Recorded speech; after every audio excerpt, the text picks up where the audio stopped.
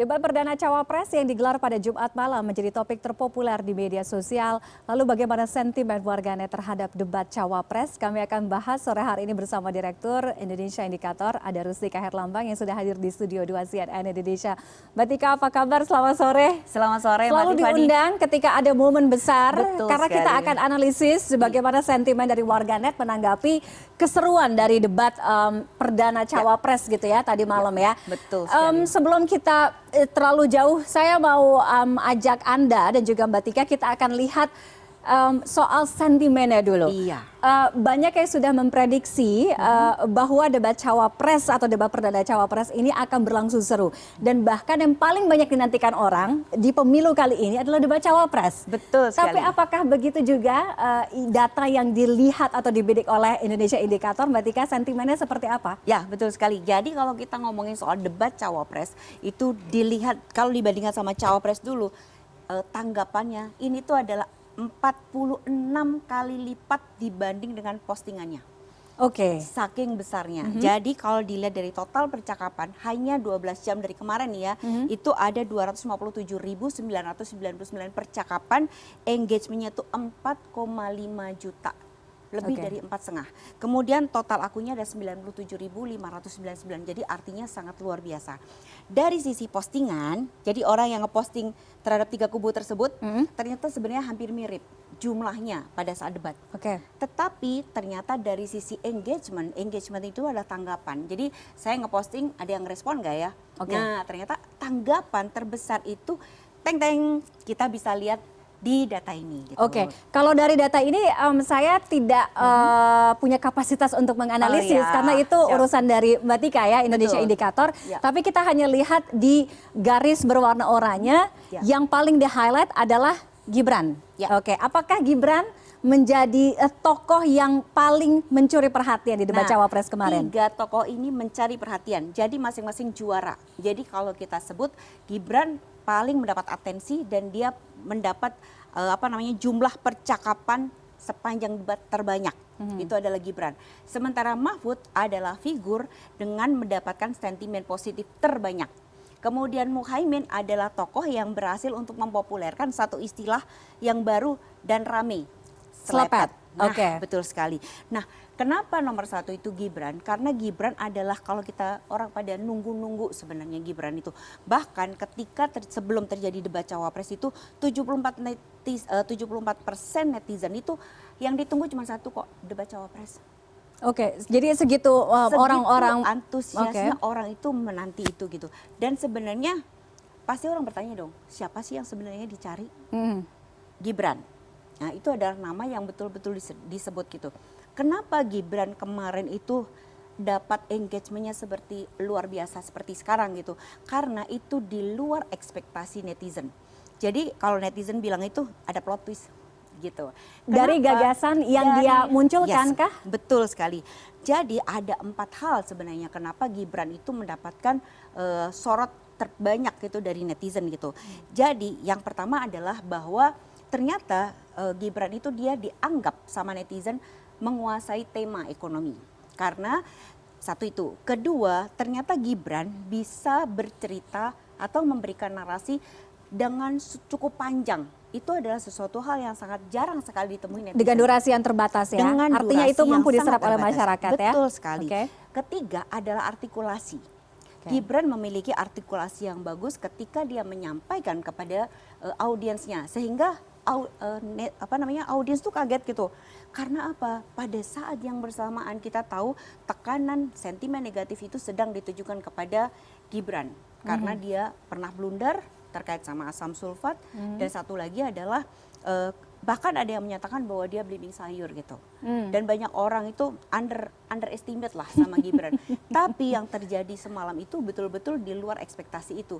Dan itulah yang menyebabkan tadi malam itu 37% netizen netral pada saat itu memberikan sentimen dan apresiasi kepada Gibran karena keberaniannya dia gitu.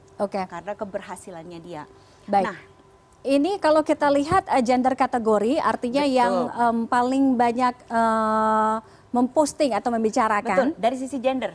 Dari sisi gender ya. Dari sisi gender. Kita lihat lebih banyak male. Paslon 1, paslon 2, paslon 3. Oke, umumnya adalah lebih banyak male ya. Iya betul, karena apa? Kita bicara soal debat. Oke. Kan, terus debat itu rata-rata disukai oleh laki-laki daripada perempuan, mungkin lebih melihat ya. Tapi mengomentari itu kadang-kadang jarang gitu, tapi Oke. menikmati gitu. Oke, yang dinikmati itu adalah gagasan, ide yang disampaikan oleh masing-masing calon wakil presiden ini, atau gimmicknya.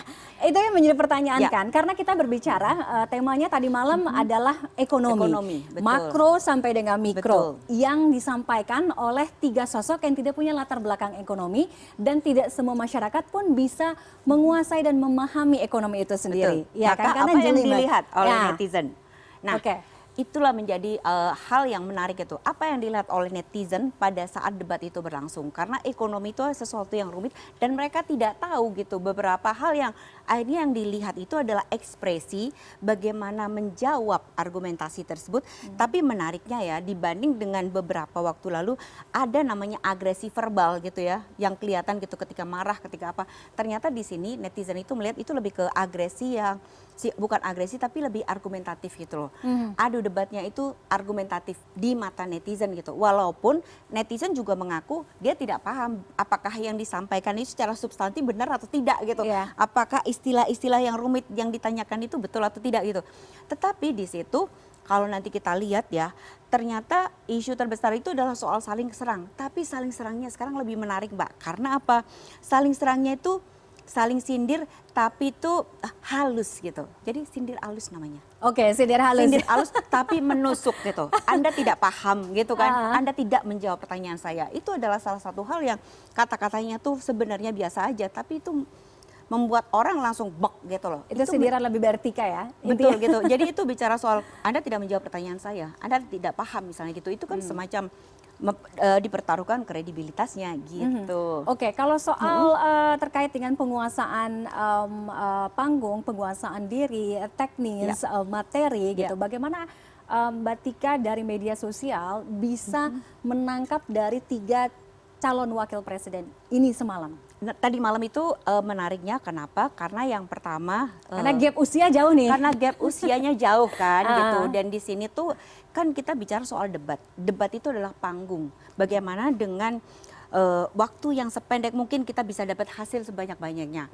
Di sini Gibran memang dia mengambil panggung dalam tanda petik karena di akhir cerita dia mengatakan bahwa dia adalah representasi anak muda yang berhadapan dengan seorang politisi atau ketua ketum dan seorang akademisi gitu. Oke. Nah, jadi Gibran berusaha untuk menampilkan dirinya dan itu yang membuat netizen milenial itu sebenarnya wow. Gibran berubah ya gitu. Nah, tapi sebenarnya kalau kita lihat ini adalah netizen milenial dan Gen Z. Seberapa besar mereka tuh merespons. Ternyata respons terbesar milenial dan Gen Z ada di dalam diri Pak Mahfud. Justru Kenapa? ya untuk Justru sosok Pak yang Mahfud paling tua ada di betul sini. gitu. Tapi kalau kita lihat ya Mbak, karakter netizen selama ini ke Pak Mahfud itu memang mereka suka. Kenapa? Karena Pak Mahfud itu tas-tas gitu. Jadi kalau misalnya sesuai ada, ya. betul gitu. Jadi kalau misalnya ada isu atau masalah, Pak soal Rempang Pak itu soal ASN yang dia nggak dilantik gitu kan. Pak itu terkait sama utang negaranya Cepat. Yusuf Hamka. Dia langsung bergerak dan langsung ada hasilnya. Itu yang mengakibatkan jadi walaupun seolah-olah tuh ada kritik terhadap Pak Mahfud ya sama Gibran gitu, tapi ternyata netizen itu lebih percaya terkait sama kemampuan gitu ya, pengalaman selama ini Pak Mahfud, track record, jam terbang itu yang membuat netizen milenial itu mereka meyakini dan mendukung Mahfud MD karena dia bicara soal rasionalitas gitu. Artinya bisa saya tangkap Ya. Mbak Tika keterbukaan informasi, engagement, pendekatan betul. Melalui media sosial ini yang sekarang menjadi kunci. Betul sekali. Ya kan? Nah, terus kita harus tahu dong Mbak, kalau misalnya kita mau kampanye nih gitu kan melalui media sosial, platform apa sih yang kita pakai sebaiknya? Itu ada di dalam data kita. Oke. Ternyata di dalam data kita itu platform TikTok. Oke, ini dia ya. Adalah platform yang paling banyak di-share dan engagementnya tinggi oleh netizen. Ini adalah dalam jangka waktu 12 jam ya, dari kemarin jam 8 sampai tadi jam 12 malam. Jadi kita lihat postingan TikTok tuh cuma 18.000 Mbak, tapi engagementnya ada 3.440.000. Oke, jauh sekali ya. Jauh sekali. Itu artinya satu postingan itu bisa direspon sampai ratusan kali gitu. Saking itunya. Kedua adalah Instagram. Oke. Kenapa TikTok dan Instagram itu sangat besar? Karena itulah yang sangat dekat dengan Gen Z dan milenial. Kalau kita melihat 52% adalah Gen Z dan milenial. Salah satu platform yang para kandidat ini pingin lebih mendapatkan ceruk suara mereka, gunakan TikTok dan Instagram. Oke, artinya kalau kita melihat media sosial, katakanlah yang paling besar saat ini adalah Instagram dan juga TikTok. Ini yang menjadi key point atau key strategi. Makanya dari masing-masing pasangan calon, capres-cawapres ini semakin diperkuat, dipertajam lagi untuk tim atau timnya lah ya, tim untuk media sosialnya ya. Karena engagementnya menghasilkan besar sekali. Betul sekali. Oke. Apalagi disebutkan bahwa dalam riset mereka menyatakan bahwa dengan adanya debat seperti ini akan mengubah pilihan mereka. Yang apakah awalnya itu akan sangat bimbang, efektif Mbak Tika? Dalam riset yang dilakukan oleh Kompas misalnya juga menyatakan bahwa mereka juga akan berubah pilihan setelah debat tersebut. Oh oke. Jadi untuk swing voter. Betul sekali, swing voter itu bisa sangat berubah karena pengalaman debat itu. Dan keberhasilan seorang kandidat itu kadang-kadang adalah bukan soal substansi, yang ini juga menjadi atensi para akademisi gitu. Karena kan kita bicara masa depan Indonesia, jangan sekedar gimmick atau jargon, tapi harus substansi gitu loh. Nah, tapi ternyata itu juga bicara soal kemasan. Jadi bagaimana kita bisa mengemas sesuatu yang sifatnya substansi itu dalam sebuah kemasan yang menarik dan dengan platform yang paling tepat sesuai dengan sasaran. Oke, kita berbicara mengenai key strategi ya. Key strategi bagaimana penggunaan media sosial dalam menentukan hasil nanti setelah 14 Februari tentunya setelah dihitung rekapitulasi pemungutan suara. Kita belajar dari Filipina. Ketika waktu itu Bongbong Marcos, ya kan. Kita belajarnya dari yang general saja dulu ya. Bagaimana penggunaan media sosial yang cukup masif bisa membawa seorang Bongbong Marcos yang notabene punya masa lalu dari keluarga Marcos yang tidak baik berhasil memenangkan pemilu hanya melalui pendekatan media sosial. Betul sekali. Apakah posibilitas itu juga bisa sangat terjadi di pemilu 2024 kali ini? Sangat bisa terjadi, tetapi yang membedakan adalah Bongbong itu dia memiliki jalan yang cukup panjang. Jadi dia mempersiapkan itu hampir 2 tahun gitu. Tetapi sebenarnya salah satu hal yang kita bisa lihat adalah bagaimana para politisi itu mengemas mereka, sehingga mengemas branding mereka di kalangan milenial dan Gen Z. Karena mereka lah yang menentukan masa depan mereka. Gitu. Nah, jadi artinya strategi yang digunakan, kenapa kalau belakangan itu muncul soal jargon, soal gimmick gitu. Karena ternyata gimmick dari mulai itu dari sisi engagement itu sangat luar biasa gitu. Satu itu dari sisi gimmick ya. Kedua adalah pendekatan influencer. Kalau yang di Filipina juga seperti itu. Pendekatan influencer itu dengan event sekecil-kecilnya, maksud saya tidak memerlukan effort banyak tapi dapat engagementnya besar. Misalnya dengan mengundang artis-artis atau figur-figur yang dia tuh lagi ngetren itu siapa sih gitu. Bahkan dalam catatan kami itu ketika Prabowo mengundang Cipung. Oh oke, anak Raffi. Betul gitu. Atau mengundang anak kecil yang dibilang seperti Einstein itu loh, Ken gitu kan.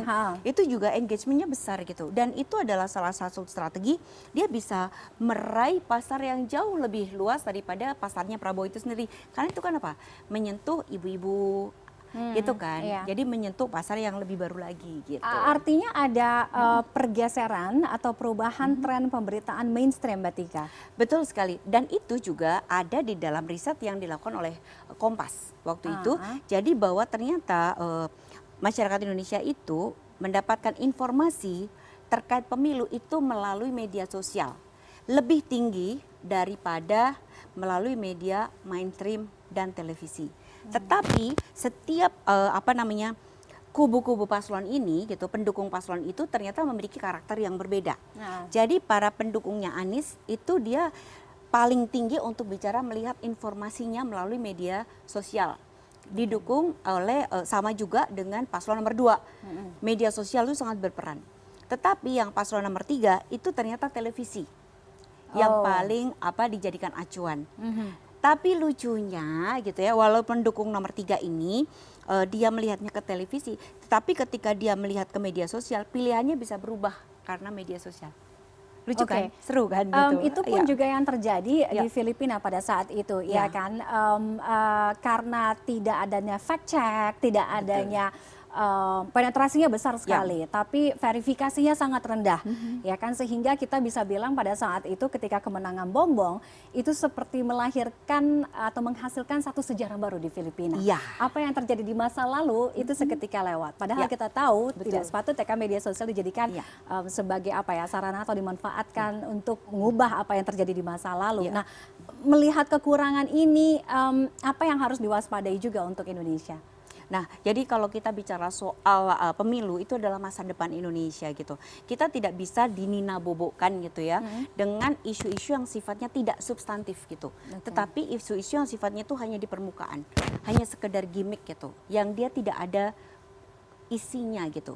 Hanya untuk seolah-olah mengalihkan dari isu-isu yang politik, ekonomi yang sangat berat ini, kondisi Indonesia ke depan dengan sesuatu yang sifatnya tuh ringan.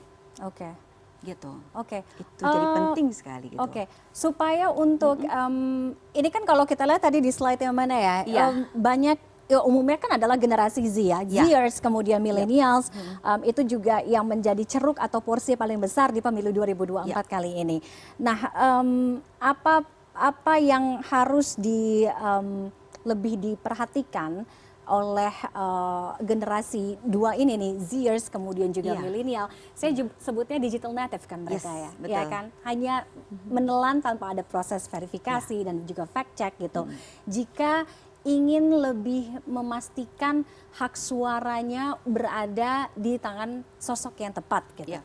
Nah, jadi sebenarnya kalau kita membedah nih ya karakternya Gen Z kita, itu mereka adalah orang-orang yang kritis loh. Gitu. Betul, dan pada saat debat kemarin gitu ya, mereka melihat pada ekspresi calon presiden, kemudian mereka membuat skor waktu presiden kemarin. Nah, ternyata kalau yang gen milenial gitu ya, pada debat cawapres kemarin ternyata mereka bicara tentang sesuatu yang sifatnya rasional gitu. Dan kemudian mereka juga mempertanyakan, maka kita akan lihat tadi di isu terbesar itu adalah terkait soal IKN misalnya gitu. Karena apa? IKN itu adalah salah satu proyek nasional, skala nasional yang sekarang menjadi atensi. Apakah ini akan dilanjutkan atau tidak di tengah situasi ekonomi seperti sekarang gitu. Apakah itu menjadi prioritas atau tidak gitu misalnya. Nah, itu adalah beberapa hal yang menjadi atensi oleh netizen milenial, dan ini ada satu hal yang upaya bagus ya gitu. Karena apa? Karena netizen milenial udah berpikir tentang substansi masa depan mereka gitu. Ini pun yang juga di highlight ya, yang paling banyak kemarin dibicarakan. Tapi nomor 1 saling serang. Artinya apa? Para bukan penonton, pengguna media sosial kita lebih besar kena dengan gimmick ya dibandingkan substansinya. Sejauh ini kalau kita lihat memang engagement yang dengan gimmick itu jauh lebih tinggi dibandingkan dengan tanpa gimmick. Tapi membuat gimmick juga tidak mudah loh. Gimmick itu perlu sebuah strategi, inovasi, kreativitas, dan kecerdasan. Tidak semua gimmick itu berhasil. Dan kita melihat dari 3 paslon itu berusaha untuk membuat gimmick, tapi belum tentu gimmick itu berhasil gitu. Dan kita tahu mungkin hanya gimmick tertentu aja yang dia berhasil. Dan sentimennya tetap positif misalnya. Pemilu yang sekarang juga bisa kita bilang menarik Mbak Tika, karena total berarti 3 pasang 6 ya, 6 dibandingkan dengan pemilu-pemilu yang sudah ada sebelumnya, di mana petarung-petarungnya semua satu levelan, satu generasi semuanya. Ini enggak ya?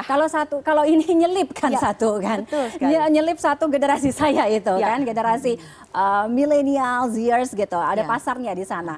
Tapi apakah itu selalu menjadi kunci untuk memikat hati para pemilih muda dan pemilih pemula itu tadi? Nah, jadi memang pemilih muda, pemilih pemula itu adalah mereka tuh berhadapan dengan gadget gitu.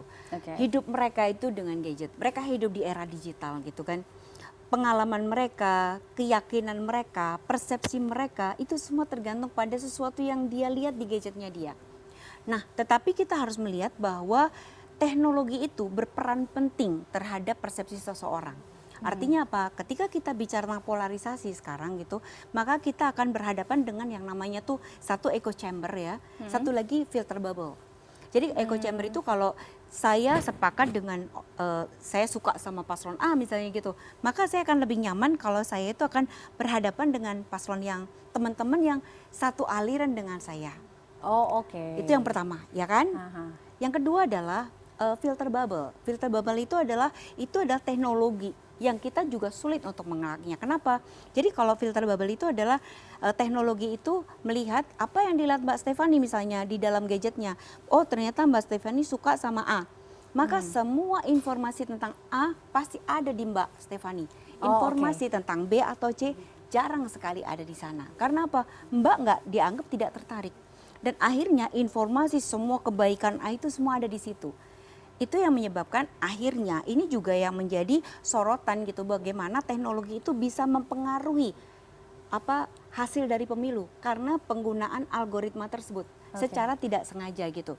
Siapa yang paling banyak dilihat, di explore-nya pun itu yang paling banyak sering muncul ya, kan? Gitu. Nah, jadi itu yang menyebabkan kadang-kadang dia tidak dapat informasi terkait sama B sama C.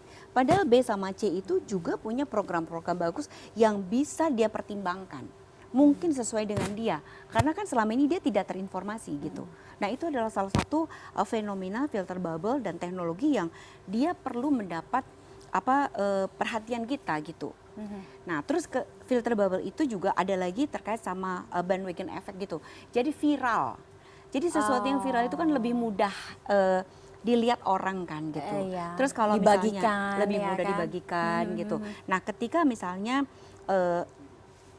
Mbak Tiffany itu lagi ngetop banget nih gitu kan, orang itu cenderung milih yang gede, semua lagi ke sana deh, saya nggak mau ikut yang kalah gitu. Itu secara psikologis media sosial kayaknya. Dan itulah sebenarnya yang sedang dibangun saat ini gitu. Jadi mendingan lu sama gue aja udah pasti menang gitu loh. Itu adalah satu, dan itu adalah pembentukan opini ya gitu. Artinya kalau dia berhasil membentuk opini dengan kayak misalnya survei adalah salah satu indikator gitu bahwa aku yang terbaik, aku yang tertinggi dengan caranya begini gitu. Maka orang bisa gitu ya terpengaruh oleh informasi tersebut. Kok survei menangkan A ya gitu. Apakah kita milih A? Nah, itu adalah bagian dari strategi sebenarnya. Bagaimana kita bisa membuat orang itu bisa tertarik sama kita karena kita bakal menang. Lu ngapain milih yang kalah kan gitu. Ibaratnya seperti itu gitu. Artinya pemilu 2024 ini dipastikan secara analisis media sosial ini jauh berbeda dengan 2019. Ya, walaupun pada saat itu juga penggunaan medsos sudah masif ya, sudah banyak juga ya. Tapi artinya kekuatan social media engine-nya tahun ini paling tidak bisa dibilang sebagian besar bisa menentukan. Kenapa begitu? Hasil. Kalau dulu kita lebih banyak hanya pakai Facebook sama Twitter. Ya kan? Sekarang Facebook itu udah berkurang jauh.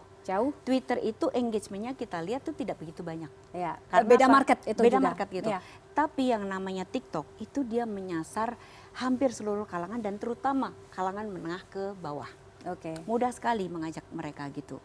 Jadi bukan baliho, bukan tatap muka langsung. Bahkan di dalam survei menyatakan kan seperti itu gitu. Jadi sesuatu ini kan kenapa di TikTok? Karena sesuatu informasi itu disampaikan ke kita dengan cara yang halus, menyentuh sisi emosional gitu. Sehingga kamu sedang di campaign tapi kamu nggak kerasa. Gitu. Apakah strategi kampanye ini berdasarkan kekuatan dari social media engine ini betul seperti Mbak Tika katakan? Betul. Dan ditambah satu lagi, catatan untuk Gen Z dan milenial. Dalam menghadapi situasi teknologi yang seperti sekarang, jangan terjebak pada filter bubble. Apa yang harus dilakukan? Teman-teman Gen Z sama milenial itu harus rajin untuk searching yang lainnya.